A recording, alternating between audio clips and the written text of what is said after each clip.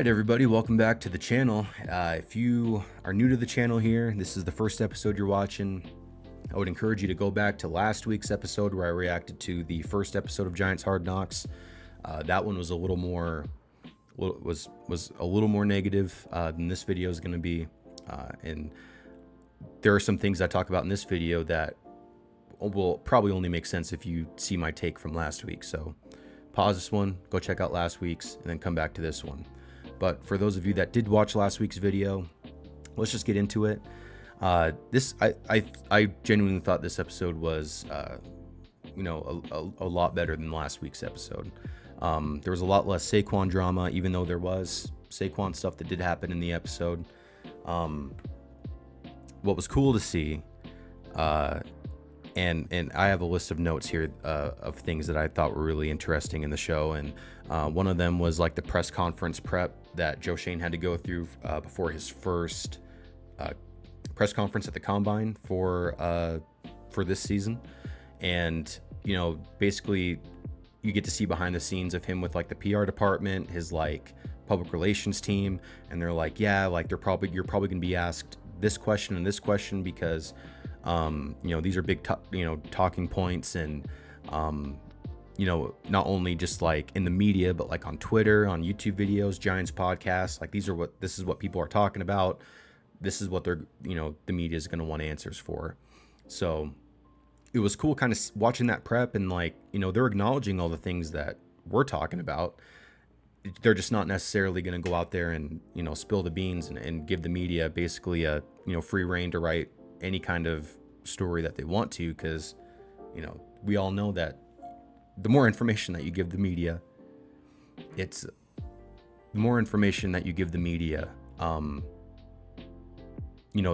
gonna take it and run with it. So it's cool to watch how they handle those situations. Another funny thing too is one of the guys that was back there with Joe Schoen was talking about how like breaking, there are videos that are breaking down like Saquon Barkley's interviews with reporters in the locker rooms, like after games, and they're doing like body language analysis and stuff. Like, we're pretty crazy. Like, and I probably watched a few of those videos too of like, like how did Saquon react to these questions, and what did he say, how did he say them, and we as fans, that's our job. We dive too deep into a lot of this stuff. So that was super cool, and kind of related to that too is like how much the Giants community and the fan base and even the media, how much we like shape the decisions of the organization. Like, it's almost like they look for approval from us in a way. Like, before they make moves, they kind of look at what the public sentiment is about certain players, and if a certain player were to be moved, or if we were to bring a certain player in, like how would that be perceived. So that was super cool to also to kind of also see happening in real time. They talked about like Xavier McKinney, whether or not they were going to be signing him, and kind of pulled up like some of his tweets during the offseason and being like, hey, like, he's out there kind of leaving all these cryptic tweets, and he's kind of becoming a headache, and he had that thing with the ATV in 2022. Is this a guy that we want to spend that much money on and kind of forfeit the opportunity to go get like a Brian Burns? So and all those questions need to be analyzed, and you need to weigh your options. So it's cool to see kind of snippets of those kind of decision making processes.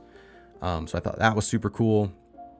The QB meetings I thought were really interesting. I know in my last video I said I don't want to see combine interviews of players that didn't end up becoming Giants, which is still true. But I thought the QB interviews were interesting because they were actually talking ball. Like, they were drawing up plays. Brian Daboll's interview process was really cool to watch. It was cool to see him being like, hey, well, if this is the down and distance, this is the spot that you're at, clock management wise, like what's the play that you would run in this specific situation? Or if you had to pass the ball 50 times a game and you can only run passing play, like what passing play would you draw up? And that was super cool to watch. Just having them on the whiteboard, just, talking X's and O's and stuff was really cool. I wish we kind of got a little bit more of that from, maybe other positions too, like, Malik Neighbors, who eventually did become a Giant, was probably like the least amount of screen time that, during that whole combine process. Hopefully we'll see more interviews and other episodes, but I was hoping to see a little bit more from him. It was cool to talk, specifically after the Malik Neighbors interview, where Joe Schoen and Brendan Brown were talking, and they're basically saying like, oh, when I watched his tape, I didn't expect him to come off really that reserved, which I don't think that he was coming off like reserved. You can tell he's just like, he's a dog trying to act professional, if that makes sense. Like, he's like, I don't know, like, he knows the environment that he's in. He knows the expectations of him. Like, he was kind of quieter, like, I don't know, didn't really give like full answers, I guess, but they were asking him like, hey, like, if you weren't getting involved in the game plan early, or if you're not, contributing in a game, like, how's that gonna make you feel? And he's like, yeah, like, it's hard on me. It's like I get pissed off at myself. Like, I want to contribute to wins. Like, I hate losing more than I love winning, and which are all great answers. And Brian Dable brought that up too in the interview process. And back to like when Joe Schoen and Brendan Brown were talking, they're like, yeah, it's like, we need like a top corner. We need a number one wide receiver, edge rushers, this, that, and the other. And it's like, well, when you look at like the best or the players in the NFL that are at those positions, that are at the best of their positions, it's like none of them are fucking choir boys.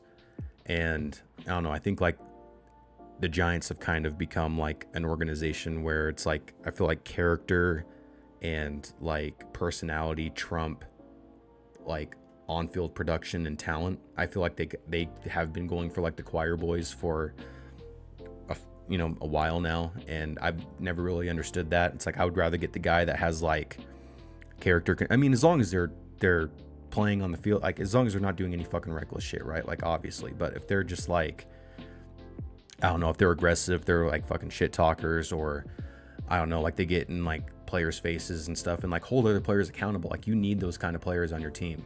And I'm glad that Malik Neighbors kind of came off in that regard, and that he's now a New York Giant. And a good point by Brendan Brown that he made to Joe Schoen, because yeah, we can't be just drafting choir boys, nice guys, to play for the New York Football Giants. Like, that's not our legacy. That's not our heritage.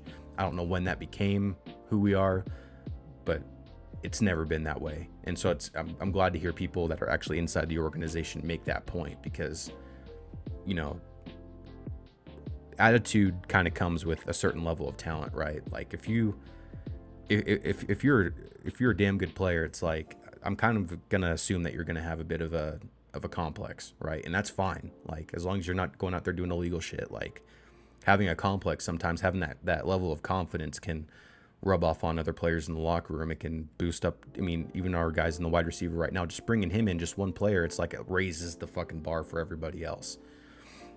And I want somebody that's going to hold their teammates accountable and hold the whole team accountable. So it was cool to see that and to hear that exchange go on.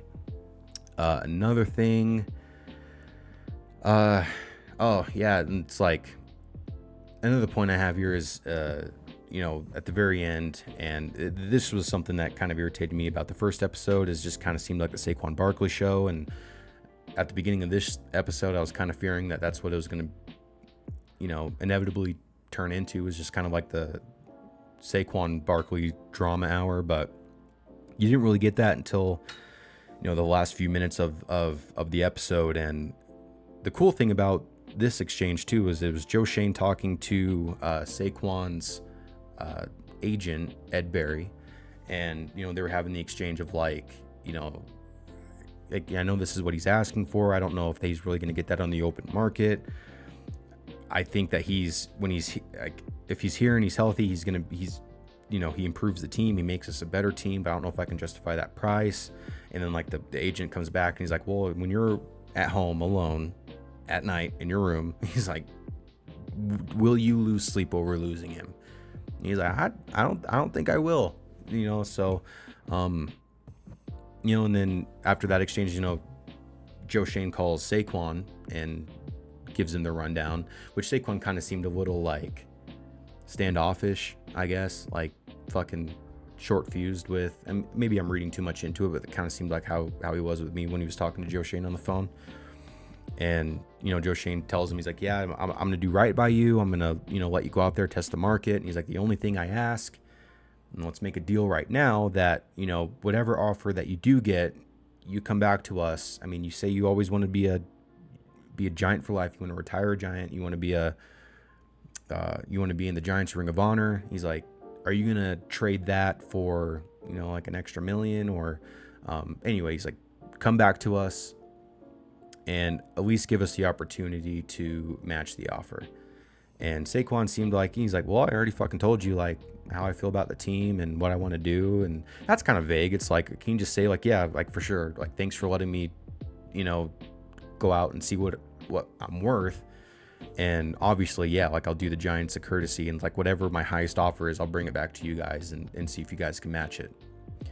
But he didn't say that, you know, like, flat out, like, yeah, that he would. And so that's why I'm kind of like, is Saquon just not gonna allow the Giants to match the offer, or do you just accept the offer from the Eagles and just told the Giants to kick rocks? So I guess we won't really know until later in the season when they actually show, hopefully next episode they show whether or not that was the case, because I think next episode is going to be covering like the start of free agency. So yeah, I enjoyed the episode.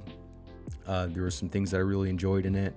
You know, watching the quarterback meetings. It was cool watching Drake May, Caleb Williams, and, you know, another thing about that too is it really looked like Drake May really rubbed off on Joe Shane and Brian Dable, and I think we're going to be seeing probably in the next couple episodes the fact that the Giants were trying to trade up for Drake May, and that inevitably didn't happen. And so yeah, I'll leave it there, and I'll pick this back up on episode 3 next week. So I appreciate you guys stopping by and checking out the channel.